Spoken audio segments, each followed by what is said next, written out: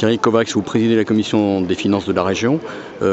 Par rapport à tout ce qui a été dit, les oppositions, y compris, qui ont été exprimées sur différents bancs, y compris ceux du Front National, et puis même les réserves un petit peu apportées par la présidente du comité économique et social et environnemental de la région, quelles sont pour vous les priorités de ce budget 2017 qui s'annonce ? Alors déjà, nous sommes dans un débat d'orientation budgétaire et pas dans une discussion budgétaire. Et j'entends ici ou là des élus qui disent oui, non pas le détail à la ligne près.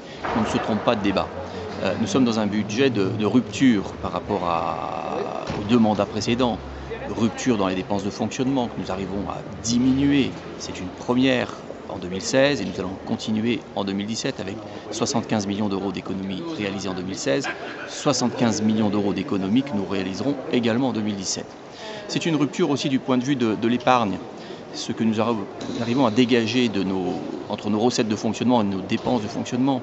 L'épargne brute s'est asséchée sous l'ancienne majorité. Elle a diminué d'1 tiers. Avec ces économies de fonctionnement, nous permettons à nouveau de reconstituer l'épargne brute. Et l'épargne brute, elle est indispensable pour réinvestir sans avoir recours systématiquement à l'emprunt. Et puis enfin, c'est une rupture aussi sur le plan de l'investissement. L'investissement avait chuté sous la précédente majorité. Il repart à la hausse, il est reparti à la hausse en 2016 et il repartira à la hausse encore en 2017 avec près de 800 millions d'euros qui seront investis. Sur la durée du mandat, c'est 4 milliards d'euros. Ça équivaut à 70 000 créations d'emplois directes ou indirectes. Et puis enfin, une dernière rupture, la fiscalité. On aligne la taxe sur les cartes grises sur le niveau le plus bas. C'est unique quasiment en France. Ça constitue donc une baisse pour les Auvergnats et ça tranche avec le passé. 400 millions d'euros d'impôts, taxes supplémentaires décidées par les anciennes majorités, taxes foncières au départ, taxes professionnelles au départ, taxes sur les cartes grises, taxes sur les carburants. Ils n'avaient de cesse de recourir à la hausse de la fiscalité parce qu'ils n'arrivaient pas à contrôler leurs dépenses de fonctionnement.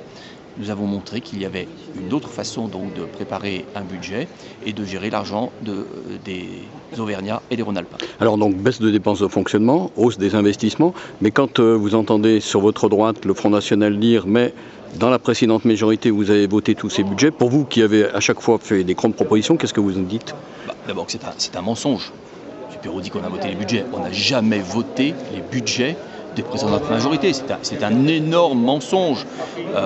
Ensuite, il y a eu des rapports en commission permanente, des attributions de subventions qui ont été votées, mais qui ont été votées sur tous les bancs de l'Assemblée, comme c'est le cas aujourd'hui. C'est un horrible mensonge. M. Perrault, vous savez, il dit droite-gauche, c'est la même chose. Eh bien, ce budget, il démontre qu'une gestion de droite et qu'une gestion de gauche, ça n'est pas du tout la même chose. Et c'est ce qui chagrine en réalité le Front National.